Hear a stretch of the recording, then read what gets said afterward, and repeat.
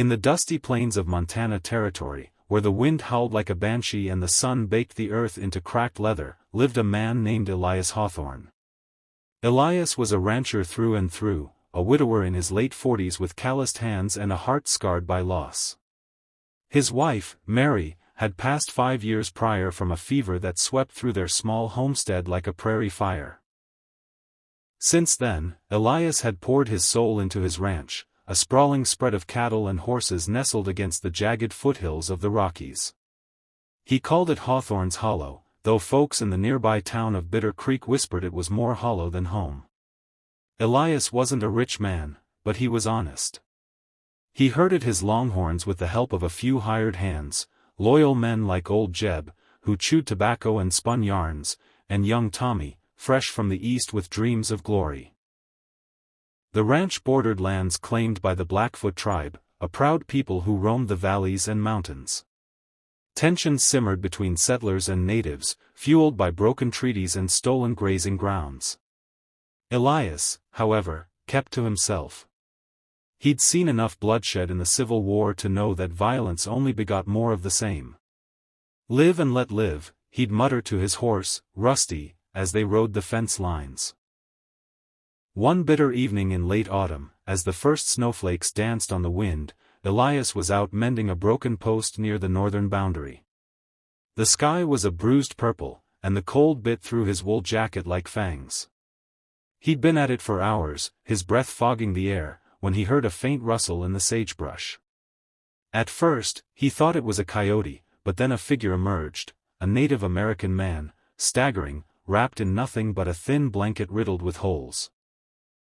The stranger was young, perhaps in his 20s, with long black hair matted by sweat and snow.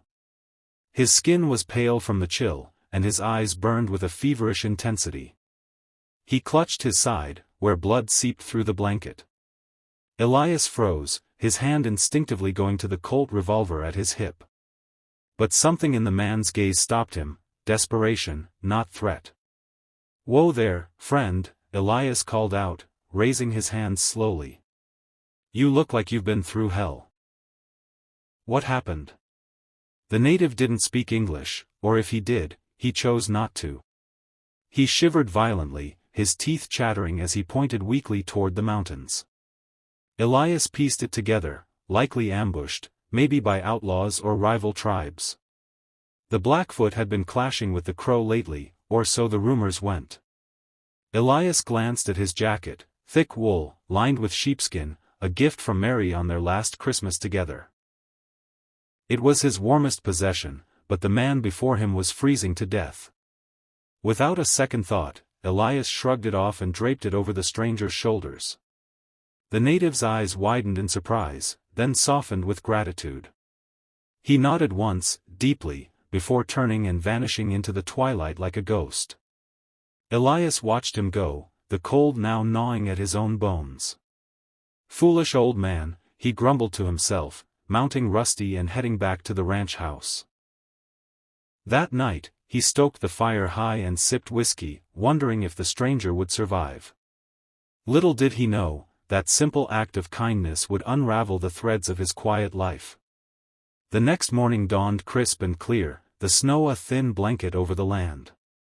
Elias rose early, as always, to check on the herd. Jeb and Tommy were already in the barn, saddling up. "Boss, you hear that thunder last night?" Jeb asked, spitting a stream of tobacco juice. "Sounded like a stampede." Elias shook his head. "Wasn't thunder. Probably just the wind." But as he stepped outside, his blood ran cold. Along the eastern fence line, stretching as far as the eye could see, stood a line of warriors, Blackfoot, by their feathers and war paint. There must have been 200 of them, mounted on painted ponies, lances and rifles glinting in the sun. Their faces were stern, eyes fixed on the ranch house. "Lord have mercy," Tommy whispered, his voice trembling. "They're here to scalp us." Elias's heart pounded. Had he offended them somehow? Was the jacket a sacred item? No, that didn't make sense. He raised his hands in a gesture of peace and walked toward the fence, Jeb and Tommy trailing nervously behind with rifles ready. The warriors parted as a central figure rode forward, an elder with a headdress of eagle feathers, his face etched with the lines of many winters. Beside him was the young man from the night before, now clad in full regalia, the jacket nowhere in sight. The elder spoke in halting English. "I am Chief Running Bear of the Blackfoot. This is my son, Swift Arrow. You saved his life." Elias blinked, relief washing over him.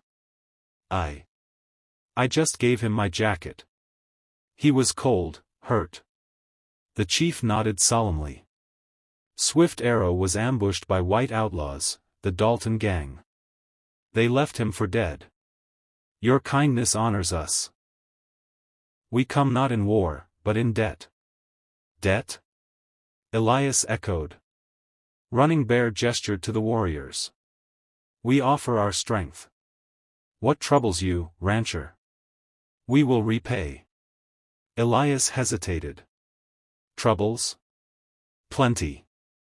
The Dalton gang, led by the notorious Black Jack Dalton, had been terrorizing the territory. They'd rustled cattle from neighboring ranches, burned barns, and worse. Whispers said they were eyeing Hawthorne's hollow next, drawn by Elias's prime herd. Just last week, a scout had been spotted near the river. I don't want trouble, Elias said. But if you're offering, those outlaws, the Daltons. They're coming for my land. Running Bear's eyes darkened. The same who attacked my son. We know them. They hide in the canyons. We will stand with you. And so began an unlikely alliance.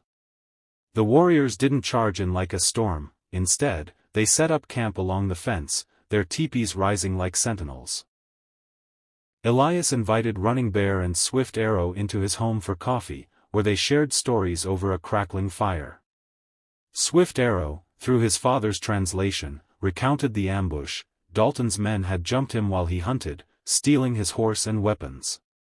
The jacket had kept him alive long enough to reach the tribe. As days passed, the Blackfoot integrated into ranch life.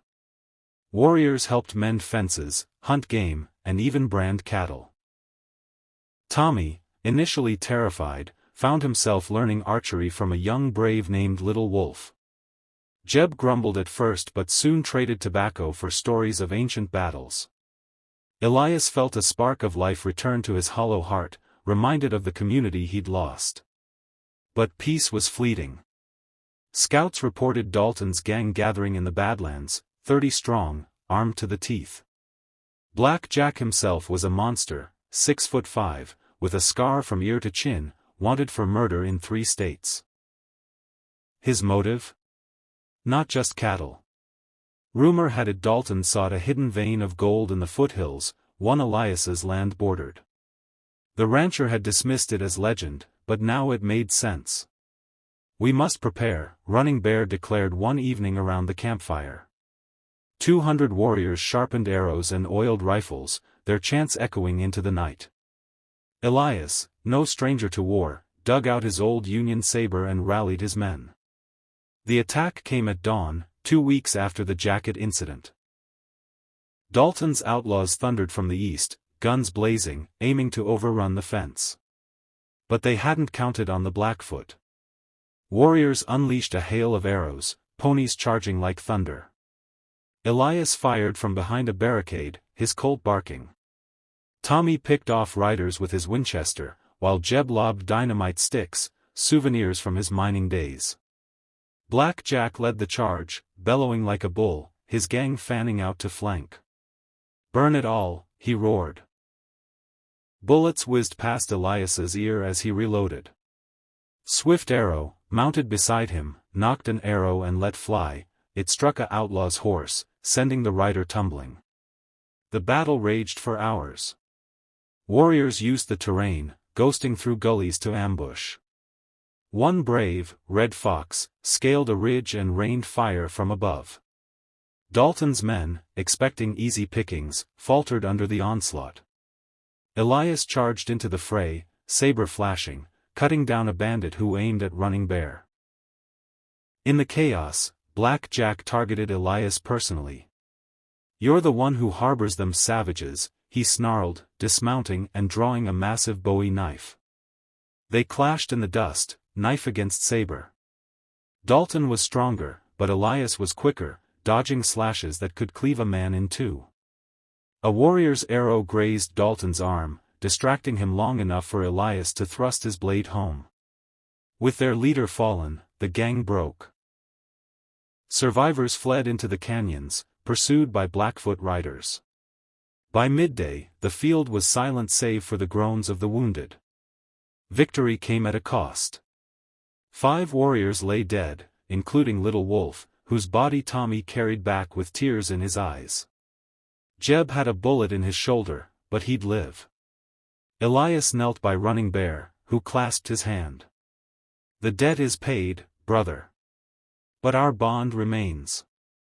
In the aftermath, the Blackfoot helped bury the dead.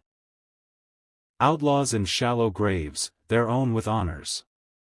Elias learned the gold vein was real. Warriors had known of it for generations but guarded it as sacred.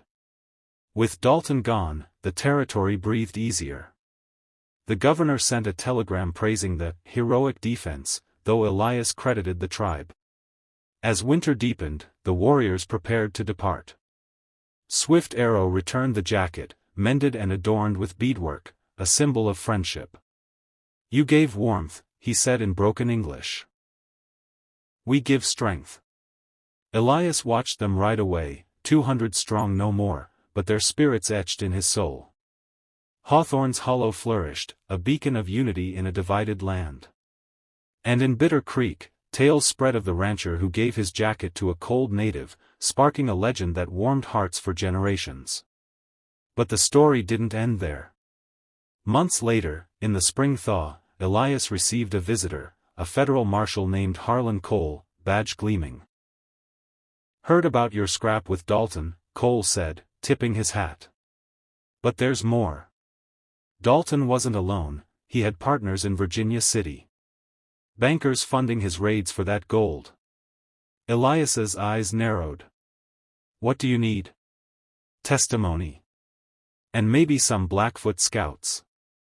The fight ain't over." Reluctantly, Elias saddled up. He rode north to the Blackfoot camp, where Running Bear welcomed him like kin. "The whites' greed knows no bounds," the chief said. "We ride with you." A small party, Elias, Swift Arrow, a dozen warriors, and Marshal Cole, set out for Virginia City. The trail wound through treacherous passes, blizzards testing their resolve. Bandits ambushed them twice, but Blackfoot tracking turned the tables each time. In the city, a bustling den of saloons and assay offices, they confronted the bankers, slick men in suits, led by Cornelius Vance, who denied everything. But Elias had proof, a ledger from Dalton's saddlebags, detailing payoffs. The showdown came in the town square. Vance's hired guns, 20 roughnecks, drew first. Gunfire erupted, bullets splintering wood. Elias dove behind a wagon, firing back.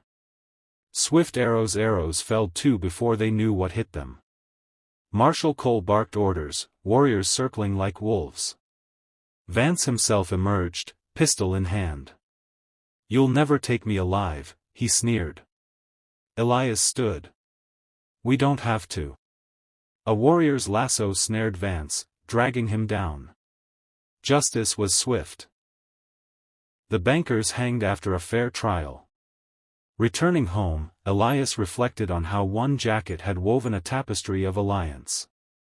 The Blackfoot and settlers traded more, tensions easing. Elias even took a Blackfoot bride, a healer named Morning Star, filling his hollow with love again. Years passed. Elias grew old, telling the tale to grandchildren around the fire. "Kindness," he'd say, "is the strongest weapon." And so, in the annals of the West, the story endured. A reminder that compassion could conquer where guns failed.